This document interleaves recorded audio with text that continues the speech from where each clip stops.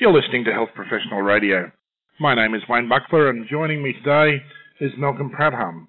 Malcolm is the Chief Medical Officer at Alcidion Corporation and joins us from South Australia. Malcolm, welcome to Health Professional Radio. Thanks, Wayne. Good to be with you. Now, Malcolm, tell us, first of all, what it is that Alcidion does and what sort of geographical footprint you service. Alcidion has created a health informatics platform called Maya, which is used in hospitals to track data from various systems, try to understand what that information means, and then push information back to the clinicians, both doctors and nurses and allied health staff, so they're aware of what's going on with their patients and within their organisation. So in contrast to existing e-health systems, which are more like passive data stores, the Maya platform is designed around trying to play a more active role in healthcare and understand what's going on to assist clinical staff. And we do that through systems in the ED, through patient flow systems, and in outpatient clinic systems. At the moment, we're in about 11 large hospitals around Australia, in Victoria, Northern Territory, and Tasmania. Now, Malcolm, how is that platform spelled? Maya, is it M-Y? M-I-Y-A. M-I-Y-A. Yep. Now, new e-health platforms are fairly rare these days. I mean, there's the Cerners of the world have a kind of iron grip on big enterprise systems. How has Alcidion and Maya gone in the face of that sort of opposition?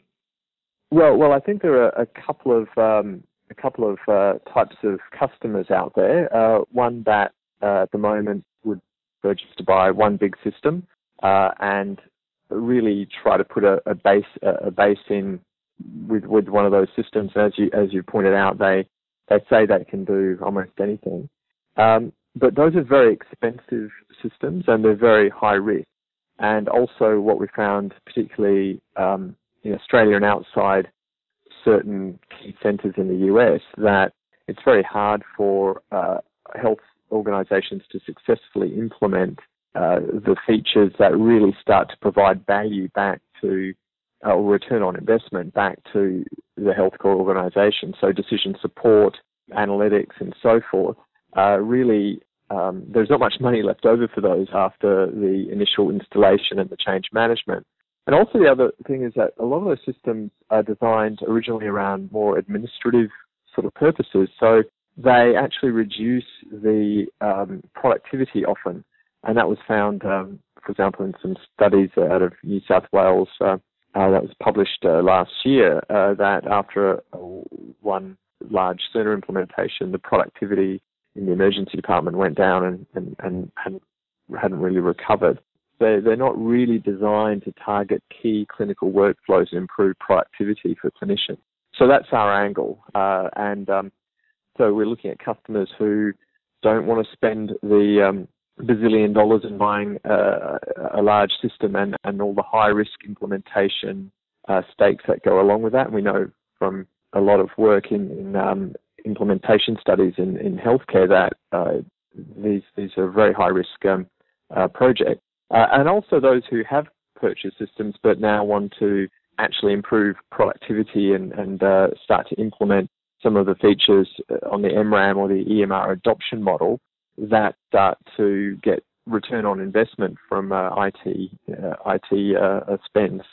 Yes, certainly the implementation of some of the big enterprise systems has involved blowouts in the tens of millions of dollars and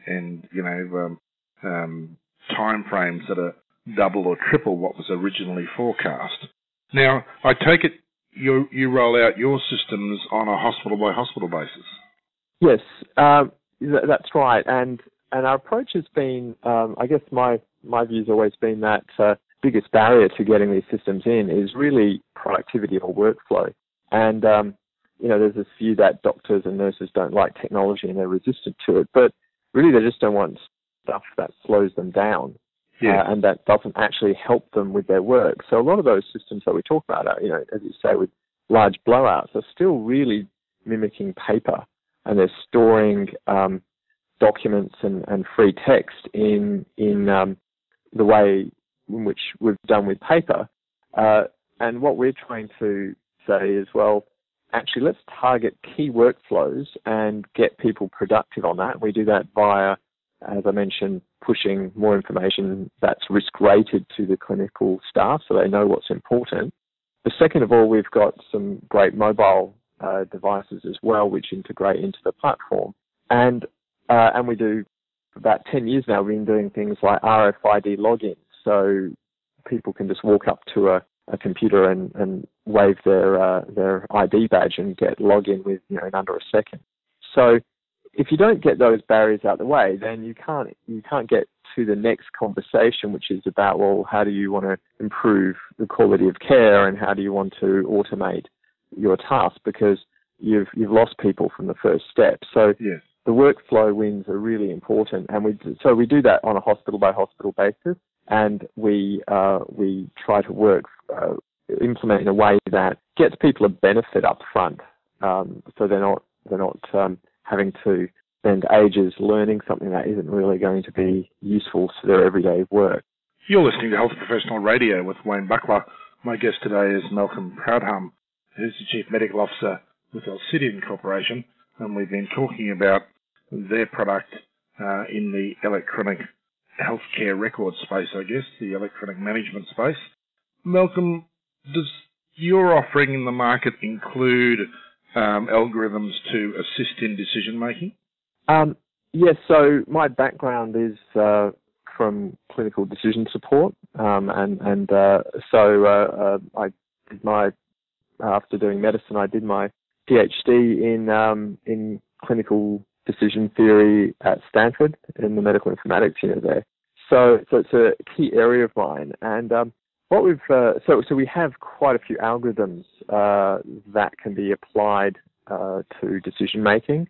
But what we've found is that it's often easier to implement a hospital's best practice rather than come up with a generic set necessarily, because each hospital has gone through lots of committee meetings and governance processes to get through a set of guidelines or so forth. So we've spent a lot of effort in speeding up that process. So we have some technology called smart forms, which we're able to take people's existing forms, which are often how they've implemented their best practice, capture the data in a structured way. So rather than just free text, we translate that into SNOMED and ICD terms in the background, and then we can run decision support across that to automate tasks and to make sure that that the data or the management is consistent and recommend next steps, for example.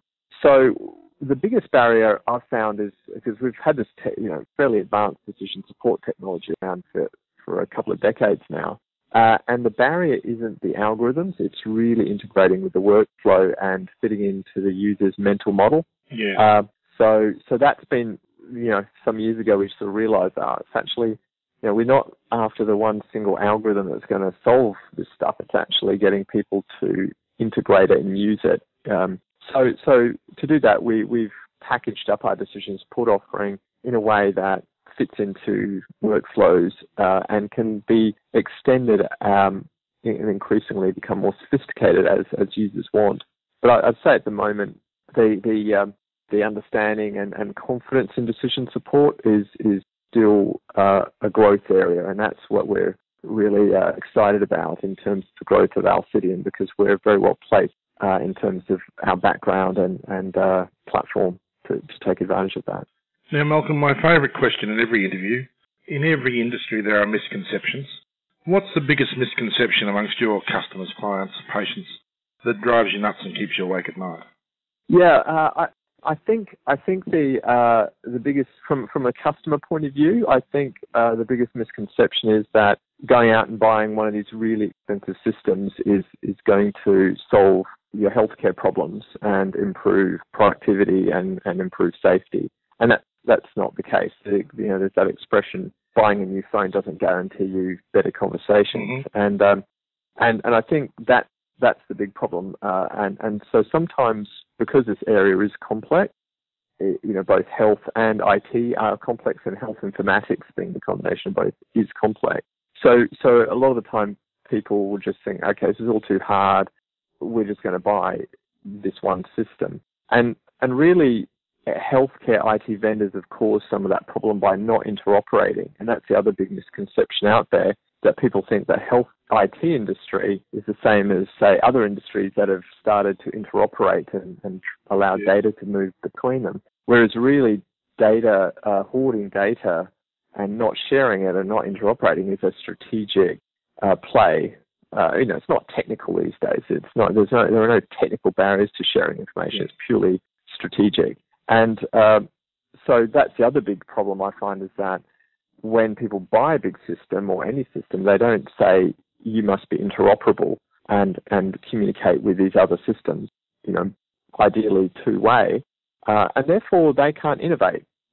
So you can't get this system and say, well, actually, if we add this and this, we can come up with this new solution that solves our problems.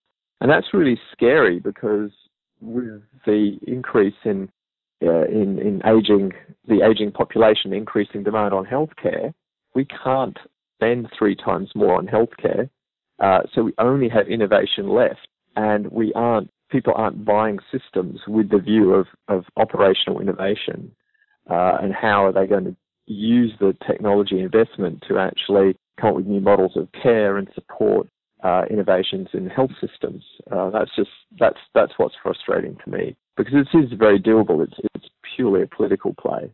Well, we hope, as providers like yourselves show the medical profession what can be done and how it can be done, the resistance to doing it will fall away. Certainly that idea of data interoperability went away in personal computing back in about 1980, when the idea of lock-in through making your data inaccessible just became unacceptable in the marketplace, and in other industries it's flowed through. So we live in hope that will flow through, and maybe today we've done a little to dispel some of those misconceptions you spoke of. Malcolm, how can people get in touch with you? What's the best way? I think the best way is through our website, www.alcidion.com, and there's some links on there and tells you a bit more about our product. Happy to get any messages. Probably that's the most reliable way to get through there.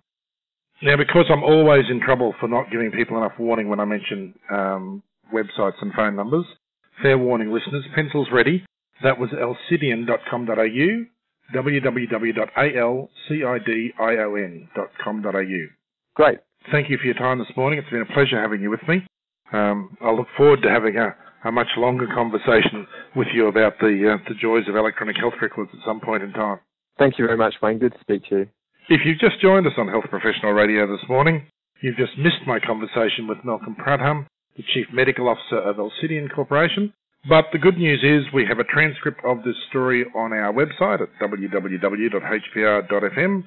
You can also listen to the full interview in our audio archives both on YouTube and SoundCloud. You can access those also through our website. This is Wayne Buckler for Health Professional Radio.